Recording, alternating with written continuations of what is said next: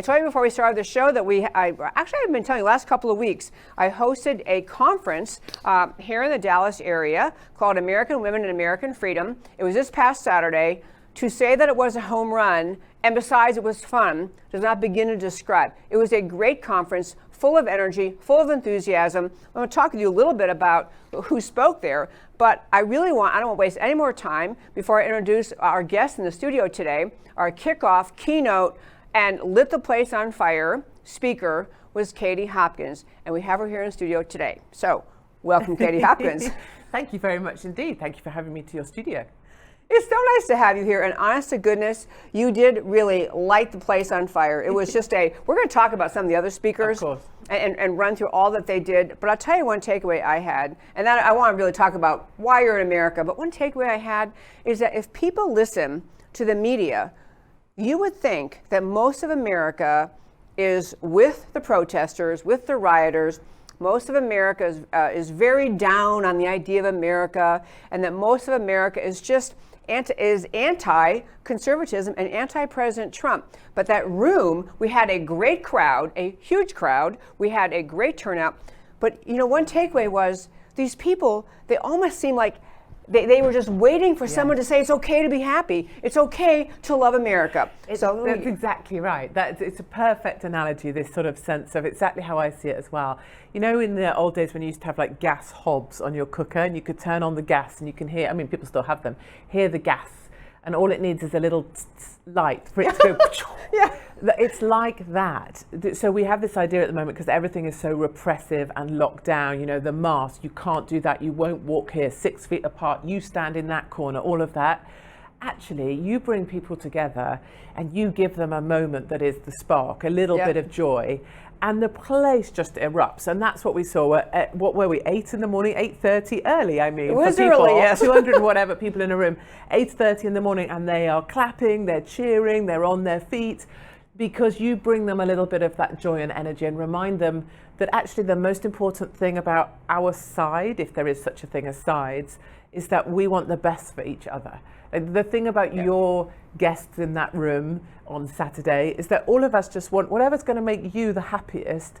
We want you to do that. And what a great side to be on right before an election, a side that just wants the best for each other and wants to remind each other what it feels like to be around each other and listen to the noise of each other again. That lovely kind of back group kind of sort of chatter that we've been missing so much.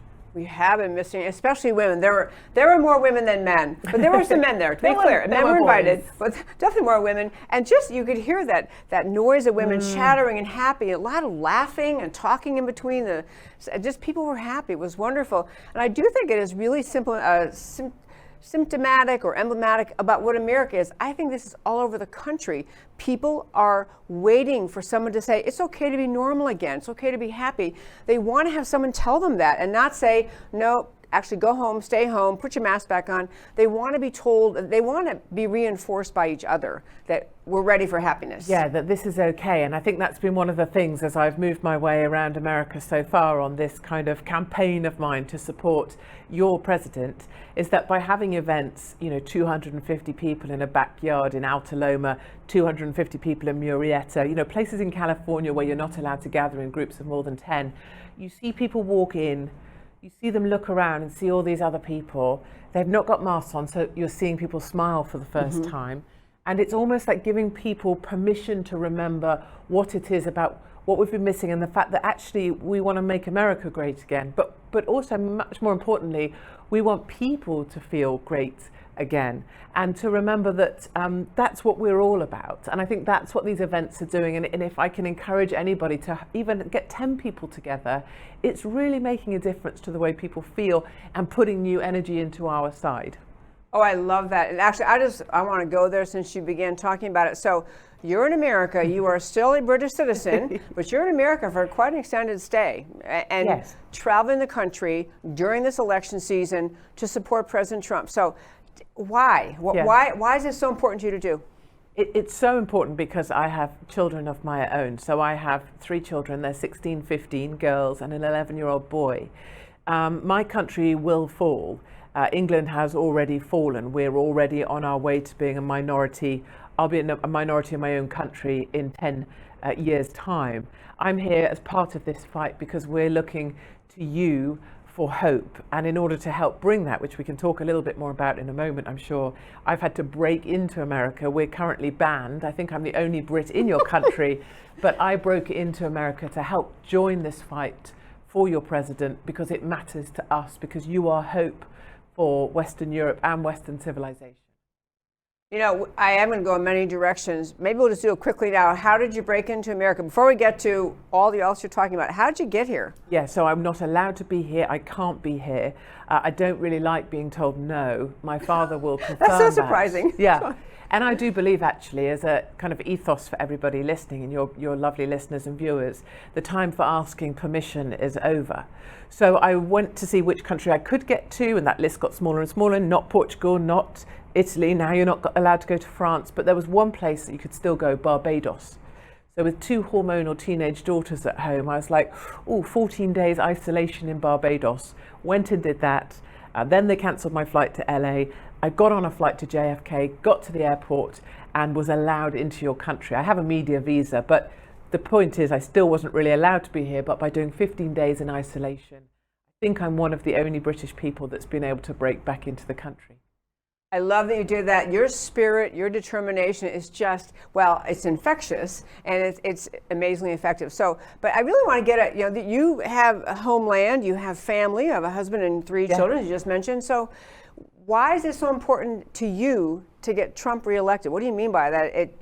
Why are you so excited about that? Yes, I wish I could put up on screen, you know, the emails from people in the UK today, yesterday, the day before. This very dark realization now from people, I've been talking about it for 10 years, but people waking up to the fact that we are on the final path. You know, we do fall to Islam in the next 5 years, realistically. I'm no longer allowed to fly my English flag because it's a racist symbol. You know, and you're home in England, you can't fly your English flag. It's a racist symbol. People can report you to the police for that. People have been utterly complicit in the lockdown. I mean, and to a degree, I know that you'll say it's true in America too, but in England, because we have socialised healthcare, people stood on their front doorsteps, in front of their house, their front door, clapping at the sky on a Thursday night at 8 p.m. because we were instructed to do so. We had to go out and clap for our socialised healthcare. It is a show of solidarity for what is in fact the brute force of the left. And also, you know, just in terms of demographics, by 2030, Muslim births outnumber births to all other. In my country, the number 1 name is Mohammed and the number 2 is Muhammad. And most critically, I think, primary schools, 72% to 83% in London, Muslim majority schools where English is not the first language. So the point rather being that my country is falling and will fall.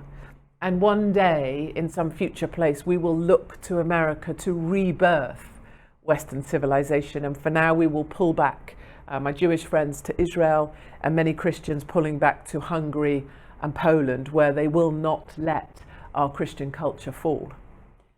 But what happened with the election in England? People were pretty excited in the UK because Boris Johnson was elected, and he sounded like more like President Trump. His hair is even in the ballpark of President Trump. So what happened? I thought that was part of the reason to withdraw from to do the whole Brexit, was to end the immigration policies dictated by the EU so you could stop the Islamic flooding into England. So what happened? It was sort of a last hurrah. You know, 12th of December, Boris went back to the people. He asked for the mandate to get Brexit done, and people went out and backed him. And I actually think there's a parallel story there for the US. People went out and voted Boris because it was the right thing for the country. But somewhere in between the 12th of December and where we are today, COVID happened.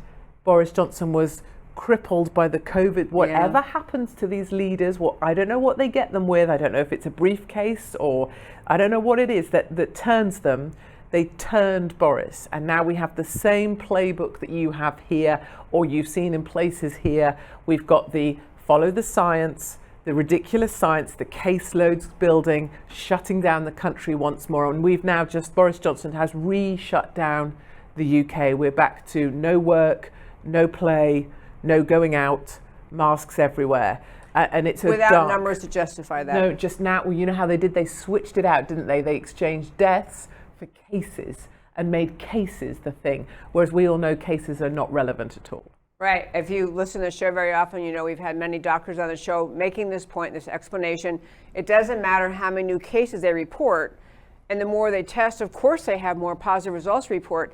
It matters, is the death rate going down? Is the hospitalization rate going down? Everything in America is trending the right way except the government. But back to the UK, the other thing about Boris Johnson was I thought that was part of the stopping Islamic immigration, and you were and the kind of Islamic takeover of UK. You were telling me something earlier about even if the formal policies have changed, what's happening really, what's happening informally. Yes, it's almost like if you imagine two different conversations are happening. There's one conversation which is sort of the stage, the front stage, the piece that says we're going to have Brexit and we're going to take back control, you know, as a line. We're going to be a sovereign nation. We're going to be able to control immigration, which we all buy into, right? Or certainly we're saying, yeah. Yeah, we're like, yes, good. But actually that was just the facade. That was like the shop window.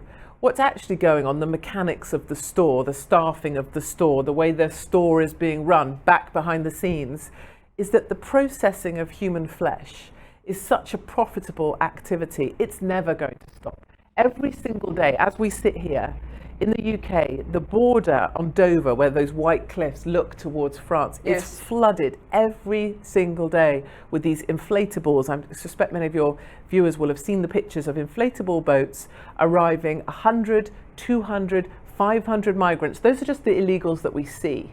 They're being pushed out by France that says, yeah, keep going, because of course France has no reason to try and stop them.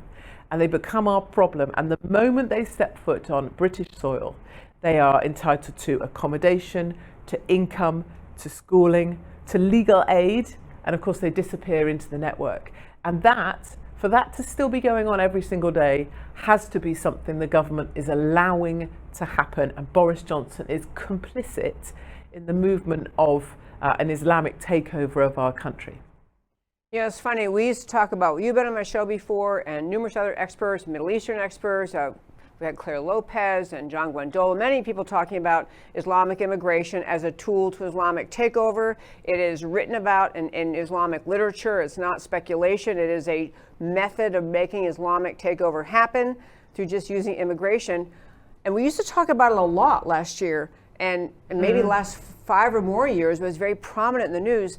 And COVID kind of pushed all that to the side. Now we're talking about COVID and the rules about COVID, not realizing that even as we're focused on COVID and shutdowns and masks, all of that Islamic immigration, Islamic takeover is still happening. I think people were not we've like lost sight of that. Yeah, exactly right. It's like, you know, if you have like a Labrador or a dog, right, in your kitchen and you go and get a treat from the cupboard, you know, at one point the dog's looking this way, but if you get that treat and do this, the dog follows the treat, right? Yeah. It's almost like we do that as well, and the media knows it and they play it super well. If they want to, and actually Donald Trump plays it well when he wants to do the same. I mean, he does it spectacularly and I love it when he does it, but they almost took this COVID thing and went, right, follow this. And whenever they do that to us, whenever they have the dog looking at the treat, be aware that what they're actually up to is going to be far darker. Like the thing you're not talking about now is the thing we should be talking about. And so, you know, I really get that sense that they skewed us away. And the examples here, of course, we can think of it as a British problem. But I've just come from Minnesota. And that is a perfect model of England in one of your states. So Minnesota, a very red state, of course, but you get in, and I spent some horrible days in downtown Minneapolis. Same model, same playbook, flood it with Muslim migrants, flood it with people who will vote with the opposition, and all of a sudden that state is blue, even when in its heart and in its veins and everything it is red. Oh, it was Heartland America. I always tell our listeners, my dad was from there, my mom from Iowa. We spent every summer growing up in Minneapolis or Minneapolis area. I mean, it just, to me, it's all the Norwegian Lutherans. That's who I expect to see there, you know. And then that's, you know, we mustn't get away also from the joy, because the joy is after doing 7 days in downtown Minneapolis and some very not great things happening. George Floyd, I was in Cedar Riverside, which is really, if you could find a hell on earth, that's pretty close to it. I watched a black man walk up to diners at a restaurant, take the food off their plates with his hands and walk off down the street. It is an utterly lawless place. You take yourself out into Minnesota, into the cornfields, and we held a rally, and it was so exciting. Like the energy again, the lighting of the fire, 2,000 people in a cornfield in Minnesota screaming for Trump. You know, that's also a truth of your country. I hear this so often from people outside the cities. I hear you drive through the countryside. I'm hearing it from a friend who spent a lot of the summer back on the East Coast. Once you get away from the big cities, small towns and villages and little town centers filled with Trump signs. But even, you know, Beverly Hills, I would say to anybody who happens to be passing through LA, I know it's not typical, but Beverly Hills Trump rally on a Saturday. So 400, 500 people, volume, noise, all these brilliant people. Then we went to walk through down Beverly, up Rodeo, and a really emotional thing. So we're going along, everyone's joyful, the flags, it's all very, and of course there's diners, you know, leftist diners in these restaurants on Rodeo, and they're making gestures I won't repeat here, but we've seen them and they involve, you know. One finger salute, yeah. Right. But actually what happened next to these diners on Rodeo, gentlemen often stood silently to let us know that they were with us. Yeah. And there was something really emotional about that. Just one after another, these gentlemen standing to say, I'm not with this person making that gesture, I'm with you. And I felt that was kind of like a biblical level thing of standing, even when you're sat next to someone who's hostile to you, to separate yourself from that. I really love that. Oh, I love that too.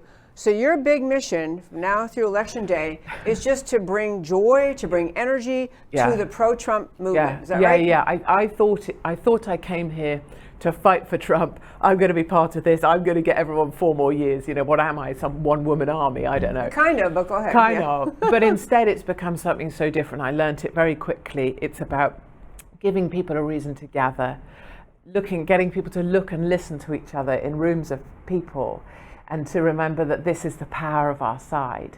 And I love this idea that you spoke of in your first 5 of the dogma. What is it? The dogma lives large within you. You know, I am a straight, white, Christian, conservative, nationalist, patriot, and the dogma lives, you know, large within me. And it's going to live larger in the next 30 days.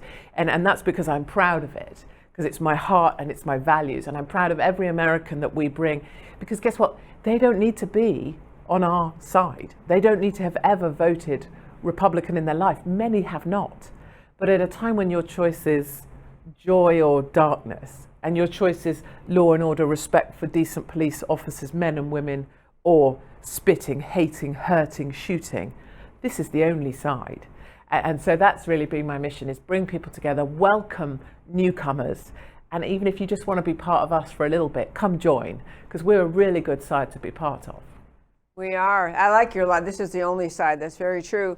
You know, I think people, we've talked about this in my show before quite often, but you know, people think political activity needs to be knocking on doors or making speeches, and they kind of think, are we kind of wasting time with these Trump boat parades, or, you know, we drive through cities and honk horns, wave flags, what difference does it make? But just tell me what difference it makes. Oh, it's you know, my little hairs on my little arms are on end, because right now, one of the things, you know, I love obviously communication of all sorts. This mask thing, the looking down thing, the visor, the gloves, what people have made them is small compressed people that can't express. You bring noise and horns honking and flags flying and fluttering in the breeze, open people's eyes to it, see people smile. It's so powerful right now. And actually, I believe what leftist governors don't realize they've done is they've given us such an immaculate tool. Before, we relied on things like yard signs or pin badges, you know, Trump Pence or something, right? You watch people with these masks. Watch the way they maybe take them off. If they take them off like this, you know they're with us, right? The way people manifest their mask shows you who's with us. And it's become almost a gift. And lockdown, I think, may work actually in Trump's perfect favor, because it's pushed people to the point where they say, no, this is not right. I never signed up to be told where I'm allowed to walk, when and with who, or for my favorite restaurant with my, you know, low-paid staff to shut down. I never signed up for that. And I think it's going to work with us in the end. Oh, I really do too. I think this amazing era in American history of COVID has made people really think about, how much do I value freedom? What do I think is my right as an American citizen? one thing to be told by the government, XYZ is a problem, here are some tips, here's what you might want to do, but to be told, you'll be told when you can leave your house, how many people can come into your business, where the business can even be open, whether you can be out of your house for a non-permitted reason. I think people are starting to just get that spunk of freedom again. Oh, Say, no, you don't tell me that. Yeah, that is not your place. And I think what the other thing it's done, it's been a good education in some regards. I'm definitely guilty of this, and I speak as an outsider, and I respect that I'm a foreigner. But I never really, until it happened in my country too, respected the importance of voting for your mayor and voting for your governor. Those always seemed like additional or peripheral or somewhat, I don't know, sort of a frittery. But of course it isn't. It's fundamental to your ability to operate as a free citizen is to have the person that you choose as governor. And I think this has been an education in that sense. I think your gubernatorial elections will be really, really interesting because people recognize now the power that office has. Oh, absolutely. From city councils and mayors and governors around this country. School board is huge. People are realizing the freedom that I'm seeing eviscerate in front of me is not the president, it's not the Congress, it's right down here at the local level. I want to talk about Trump for just a moment. I can't remember when I met you, but I know that, I don't know if I knew you in 2016, but in 2016, I had the reaction many people did, which was, I'm used to more traditional people running for office. I kind of like Ted Cruz very much because he understood the Constitution, he's a lawyer, he's Christian, he's smart as all get out. That sounds good, check, check, check, good with him. But I think Trump came along at a time when the left in this country was so emboldened after 8 years of Obama, so emboldened with their leftist path, and we needed a fighter. We needed someone who could do even more than just hold on the Constitution. And President Trump came along and he gave people hope. And it really wasn't ideological hope. It wasn't, yes, he has an R by his name, yay, he's a traditional Republican. He loves America. And they saw the America the Great under assault by the left. And they thought, this guy can do it. And I think that's how you have seen him from abroad. This is a fighter. Yeah, this is the guy that's, so if your Ted Cruz is your guy, playing cricket in his cricket whites and, abiding by the rules of the game, which he does, and he looks splendid in his cricket whites. And he is brilliant and good, but yes. Exactly. He's all of those things, and those are respectable and a brilliant thing. Trump is your, what is he, WW, what's your wrestling thing in the ring, half naked with a bit of spandex hanging off him and a few pretty ladies, oiled up. That is Trump, and it turns out that's precisely what we needed. I think it also calls to many of us who realize that the facade of perfection only takes us so far. Many of us, I'm talking about myself here, are deeply flawed individuals. All of my faults are probably, if you Google me, my flaws are out there for everybody to see, and I have very many of them. This idea that we need perfect politicians is something of the past a little, and real people do real things, and he's a real guy. Oh, he's a real guy for sure. And on that subject of Trump right now, I do see people who are allegedly on the right side of the aisle, but I really don't care for this or that about President Trump. And to me, I would say, okay, you don't have to like him. You don't have to invite him to Thanksgiving dinner. You don't have to ask him to teach your kids etiquette. What you want someone, though, for the job we need done, you have to find the person who will do that job. And when you look at the political, what we have in the horizon in America, you're either going to have this leftist mob, which has just been flooding the streets in America with protesters, that has been behind the influx of Islamic immigration, that is pushing a radical climate agenda, all of that leftist mob, all represented by Joe Biden. I think that's exactly right. I also think there's something about selflessness right now, right? So we all think we need to matter and our individual opinion needs to matter and our views on this or that needs to matter.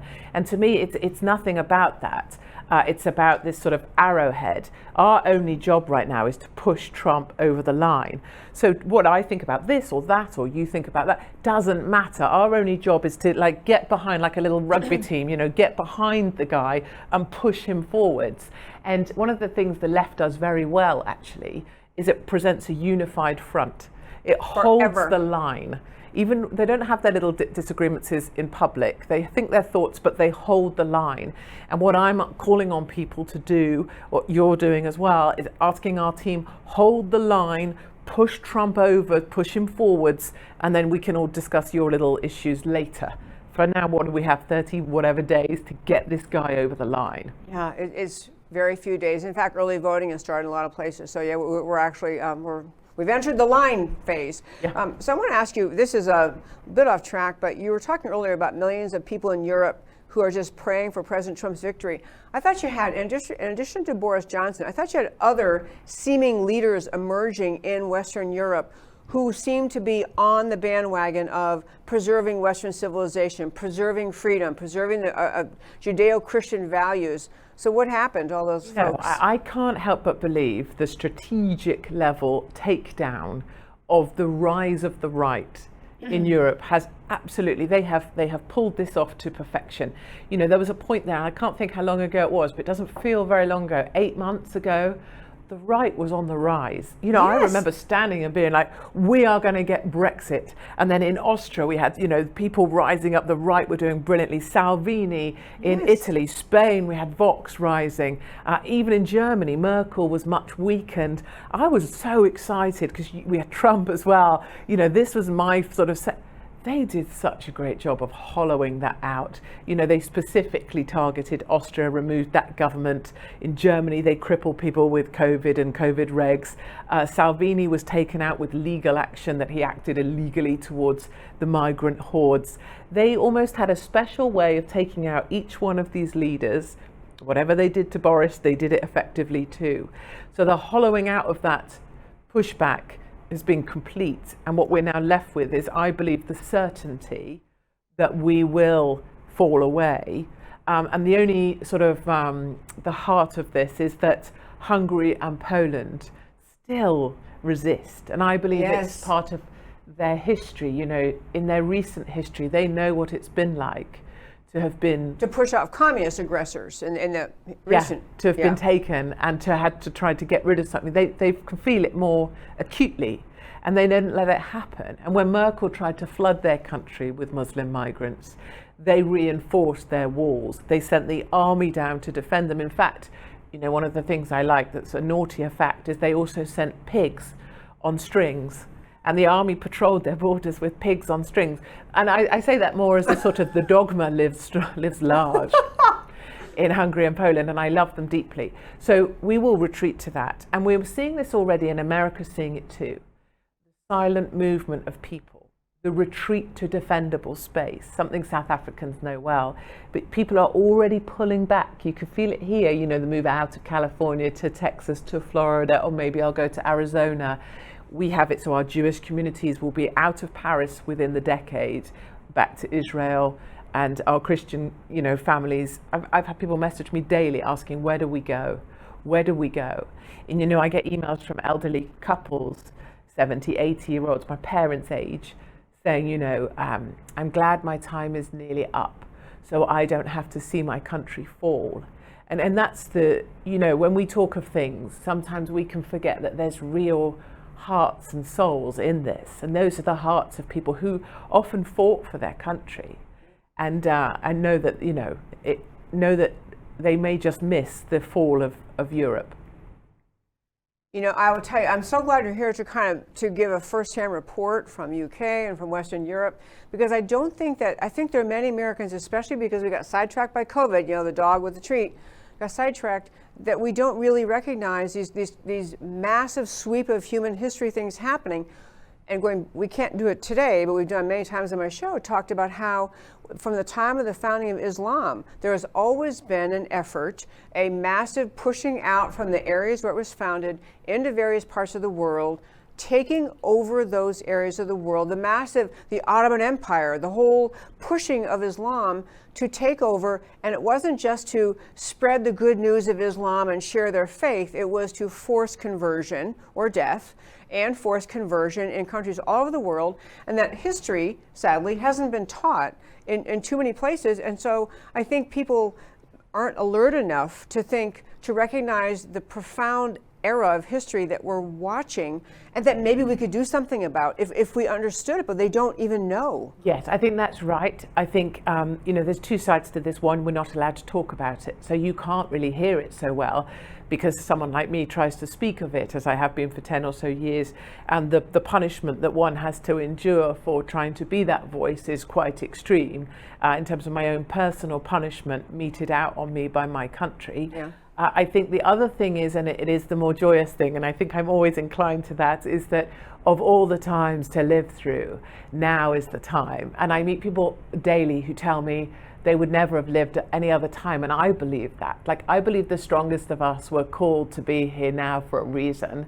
This is the massive fight we're in, and what makes me so happy about your Second Amendment, your First, your Constitution, you have things that separate you from us. So not only like great customer service and really good teeth, because like you have those things as well that we just don't, but you have a Constitution and you have your Second Amendment. And when I go about the place here, you cannot buy a weapon in California right now. I spent time on the range. All those cabinets are empty. There's no ammunition you can buy. You know, Americans are not taking this lying down. They are not taking this lying down. Oh, that is so true. In Texas, it's hard to find. You can't. Either ammunition or weapons, because everyone's recognized we may be really heading to a very, very serious crisis time. And people who, in fact, we had gun store owners talking about people coming in saying, I never really thought I would want a gun. I'm not really a gun person, but I can see what's going to happen to my country. I can see where we're headed, and I want to be ready. I want to be able to defend myself and my family and my home.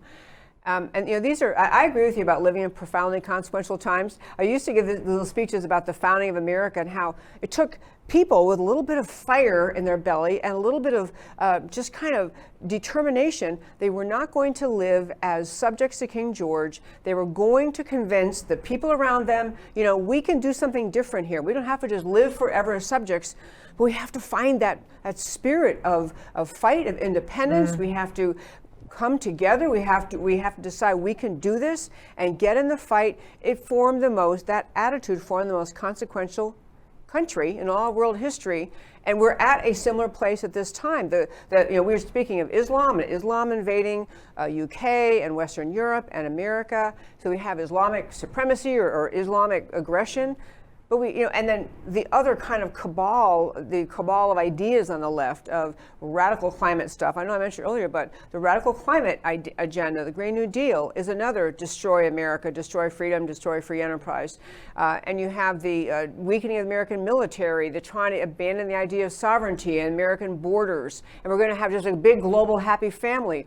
All of that lives on the American left. It's all aimed at destroying America. And I think we talked earlier about welcoming people to our side, or come with us in the side of the joy and the light. And I think that's true of this idea of we're preparing for whatever will come the day after the election or thereafter, is that our side is a great side to be on for this, because I've spent a lot of time now with big men and strong women who are prepared, who are saying, come on then, let's see, because we're going to be ready for this time. And I think that's the joy of our side too, is we're preparing to defend our families, our homes. And I say this as a respectful outsider, and bearing in mind you've chased the British out of here more than once before. So, that feels very purposeful for me. In times of darkness and in times of uncertainty, having a purpose of preparation from a military perspective is very apt.